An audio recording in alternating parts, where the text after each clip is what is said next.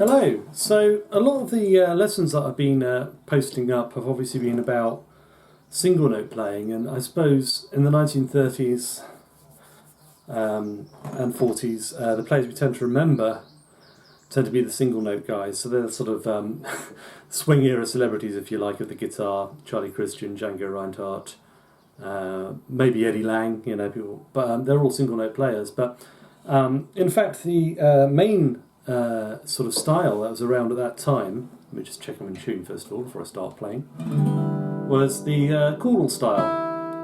And people have different names for this. I mean, chord soloing, banjo style is probably a good way of describing it, just because the soloing back then was kind of based on the way the banjos would solo. So, I mean, you do hear single note solos. Johnny Sansea, for example, on, I'm sure I said his name right, but on some of Louis' records would play single note stuff, quite intricate single note stuff too on the banjo. But by and large, you think of the banjo and you think of stuff like this, right? Okay, so that's kind of the sort of thing which we're going to look at. And I'm thinking of players like Al Casey, Carl Kress, later on, Dick McDonough, later on you have people like Alan Royce and George Van Epps, who took it in a slightly more, Dick McDonough as well, took it in a slightly more kind of sophisticated harmonic direction. But the basics are really, you can either just go with something very kind of straight and very chordal, or you can go for something which is kind of a little bit more flowing, if that makes any sense. Another great sort of guy for playing beautiful chordal solos is Carmen Mastrin, and he plays beautifully on the big four sides, which is Muggsy Spaniard, Sidney Bechet, and Mastrin, obviously, and Wellman Bro on bass. Well worth checking out if you enjoy that kind of music, which is presumably why you're here. So I just wanted to give a shout out to this video by the American swing guitar supremo Jonathan Stout. And he has a good video on getting into this kind of stuff. I wanted to take a slightly different direction, based more on sort of kind of, I suppose, chord inversions, which is kind of how I do it. So first of all, the harmonic side of it is going to be kept relatively straightforward, in that we're not dealing with added note extended chords like you would get in modern jazz. So we're not dealing with this kind of stuff, even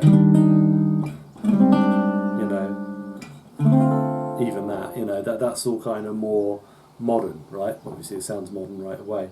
But if we think of modern jazz chords as being based on major sevenths and things like that, then actually if you go back earlier, what you see is chords will either be major sixths, minor sixths, or if you go back even earlier, they will have no extra notes at all. There'll be either major and minor chords, or there will be dominant sevenths, maybe dominant ninths, things like that, extended chords for final dominants back then, or you might get diminished sevenths.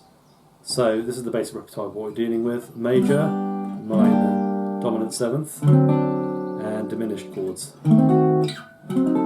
Okay, and this is coming straight out of the Western tradition, out of classical common practice harmony. So that makes things a little bit simpler for us, and it's also a key part of the style, to keep the harmony relatively straightforward in that respect.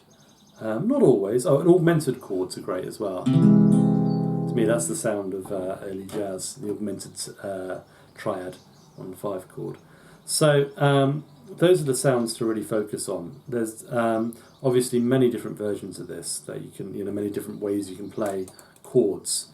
But we're going to focus on close position chords, which means they'll be stat, 1, 3, 5, 3, 5, 1, 5, 1, 3, rather than, open voice chords, which are 1, 5, 3. Right?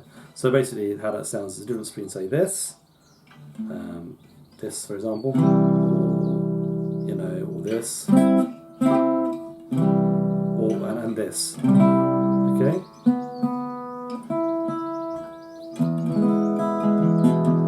So we're going to keep it like that, which cuts down the workload a bit, but also it seems more in the style.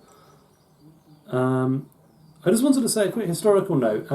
I read somewhere that it was actually Eddie Durham, who is credited also as being Charlie Christian's mentor, and the guy who wrote quite a lot of the Count Basie book back in the 30s, as well as being a pioneer of the electric guitar. It's a lot of strings to his bow, right? It's not generally a widely regarded figure, who actually was responsible for introducing the sixths into chords at that time. So I don't know if that's true, but if it is, that allows us to put a real finger on when that starts happening. And listening to the records, it kind of seems borne out. You start to hear these kind of sort of things in Basie, but you don't really hear them so much before. So we're going to go with a bit of a pre-Basie, pre-Eddie Durham vibe, okay? And it's going to be about these major and minor chords, and it's going to be about these dominant sevenths, diminished and augmented chords. And if you take a look at the Eddie Lang guitar method, which of course wasn't written by Eddie Lang at all, but if you take a look at that book, that's basically the syllabus, that's what they cover, okay? So I would say the first thing, let's take a simple tune, and we're going to take Honeysuckle Rose, and we're going to really simplify the harmony, so it's just C7 for 4 bars, and an F for 4 bars.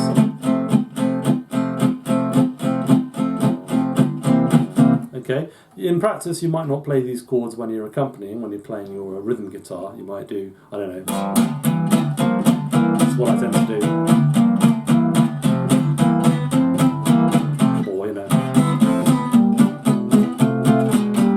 Do something like that, but the basic harmonic structure is what we're going to base our soloing on, right? Okay, so first of all we need to know the inversions of the dominant seventh, and there are 4 of them on each string group. So this is the first string group.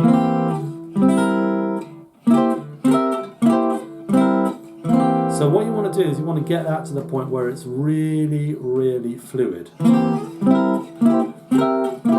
mean, I wouldn't say necessarily that I've achieved that yet by playing, but one good thing to do, one of the best players of chords in terms of actually just playing them in the modern jazz guitar is Pasquale Grasso, who has an astonishing technique for harmony, and he suggests, and I think it's a very good idea, of maybe you do it with a click, so you go 1, 2, 3, 4, 1, 2, 3, 4. So what I'm doing there is I'm taking each chord, I'm playing it, and I'm moving to the next one, getting my fingers in position. So for example this, I'm doing this without a barre. You can also play it like that, by the way, but I like practicing these things with non-barre fingerings. And then you do that on the next beat, and then you get your fingers in position, so you're holding them above the fretboard, and then you push them down, and then you do the same thing here. Now this achieves 2 things. First of all, it teaches you actual finger independence, how to move into the chord shapes without any delay, or as little delay as possible.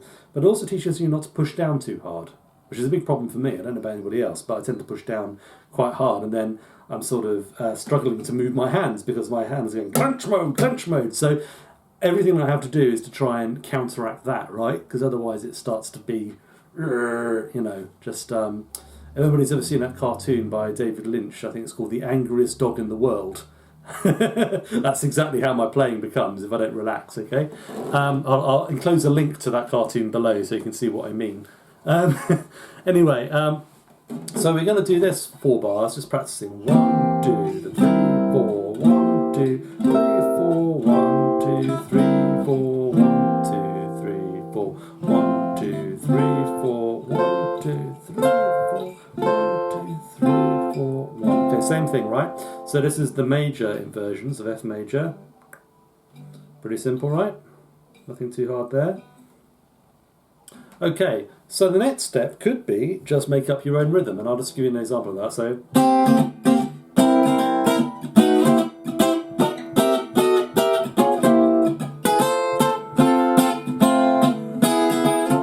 now notice I'm doing a couple of things. First of all, I'm breaking up the rhythm. I'm also using these half-step below movements. So, for example,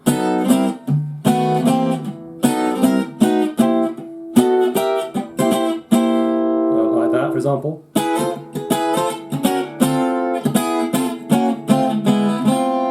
And that's a legitimate technique, and it's very guitaristic and works really nicely. Okay, so having done that, then the next step, I would say, is to start to incorporate some of the diatonic notes in the scale. So if we play this first thing here, and our top line becomes an arpeggio. hear that? Sorry, what I'm doing. It's yeah, it's that.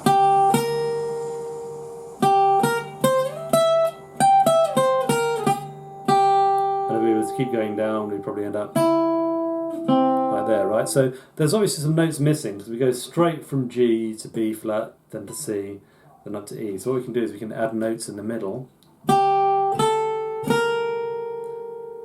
I'm just going to go straight to this to the one there. So it goes 5, 6, 7, 1, and then 2, 3, 4, 5. Okay. And how do we incorporate these? How do we add these into chords? Well, we simply move our fingers up. So we go. That's quite a stretch. Okay. So we can do that. Another way might be just to do that, change the shape slightly to make it easier. So that's turning into a C13th chord, if you like. And the next one will be this. And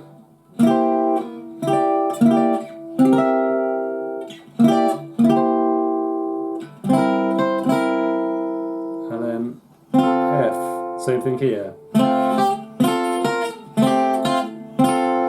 So if we do it in time, what we're doing is we're kind of going, and you can even just move and release the chord on that if you like.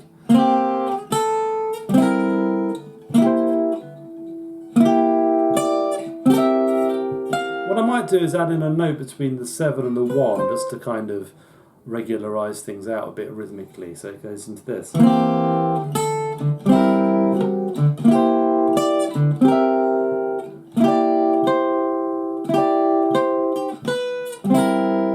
So, oh yeah, so if we're going down we have to change the rhythm.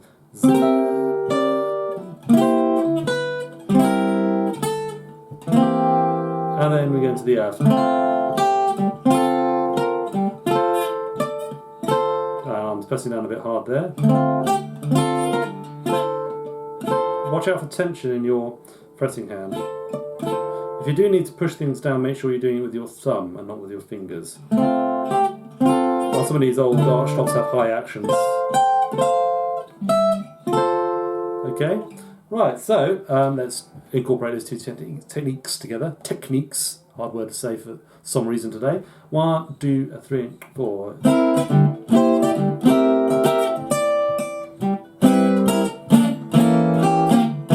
Oh, I did something a bit funny there. I'll just keep it simple, sorry. 1, 2, 3, 4.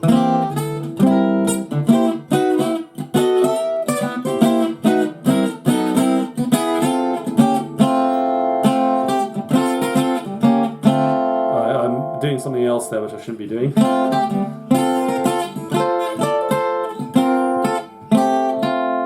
Okay, fine. So what you can do is you can actually add in these little passing chords in between those chords, which is what I was just doing when I was being naughty, right? And those are just little triangles, right? They're like it's D7 shape, and what it actually is a diminished triad. But we're just going to add those in between the. Is it? You can have a chromatic scale like that, right?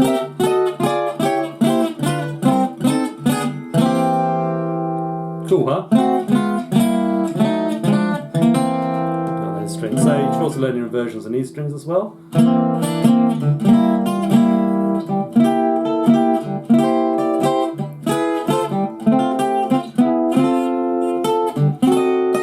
Seventh there maybe. So anyway, that's basically that. I'm just soloing on 2 chords. Now, what's nice is if you can link those 2 chords together, and a great way of linking these 2 chords together is this way. I'll show you. So we're going.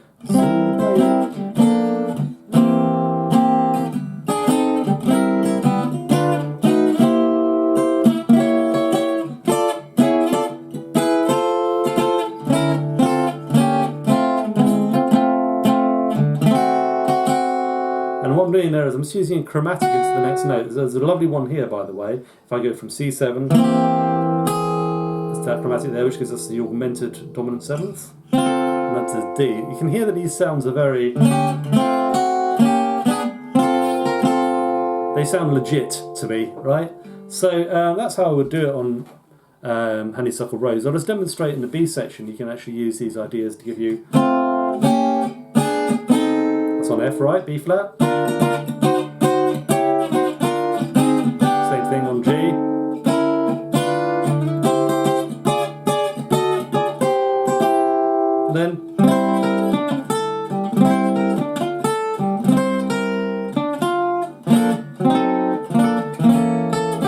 And there's some other movement ideas which I'm using based on, you know, probably beyond the scope of this particular lesson. But I'm sort of just trying to give you the first steps towards this, really. And this can go quite a long way. I mean, if I was to play on a B section, I'd use the triads F, I'd use B flat, I'd use G, and I'd use C7 maybe. So what am I doing?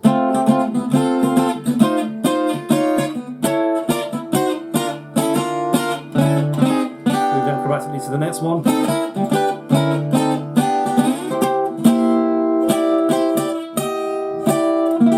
Okay, something like that, and then. Sorry, what am I doing? It's on C7.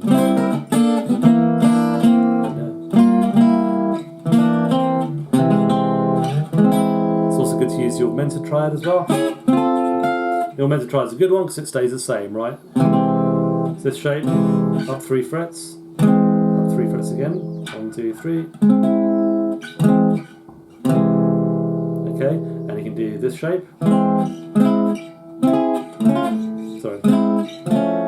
If you do it chromatically wrong, then you can always slide up and down. Let's try that again properly. Okay.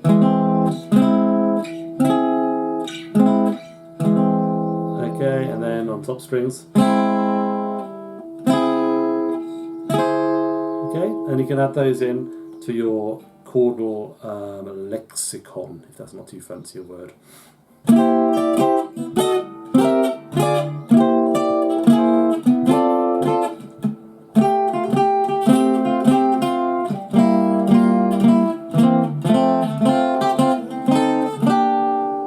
Use mine as well.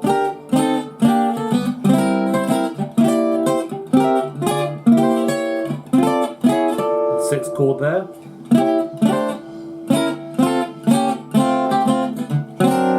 D7. So the thing is, I mean, you can use all these shapes, but the thing to remember is that you've got these little notes that belong to the chord, for example, and notes that don't belong to the chord. They can harmonise either with a little diminished triad, always the same shape, or you can use just your fingers, right? Just like individual single notes. On this string, the diminished triad will look like that.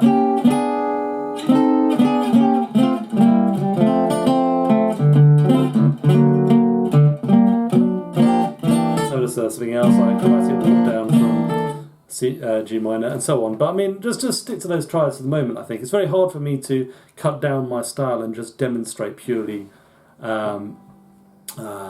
what I'm teaching in the lesson, because at some point when I start improvising, my brain goes, oh yeah, do that, or rather it doesn't say anything. I just start playing, and whatever comes out comes out. But I'll try and demonstrate purely through honeysuckle rose exactly what I'm doing here, if that makes any sense, with just the C7 and the triads and maybe some cool bridging chords.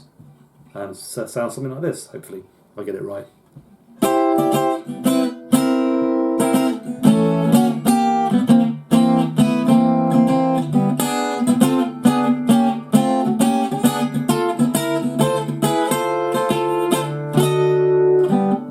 Minor here.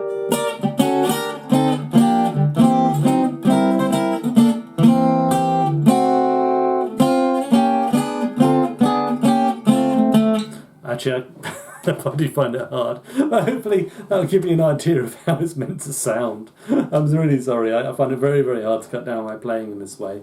But, you know, just the triads.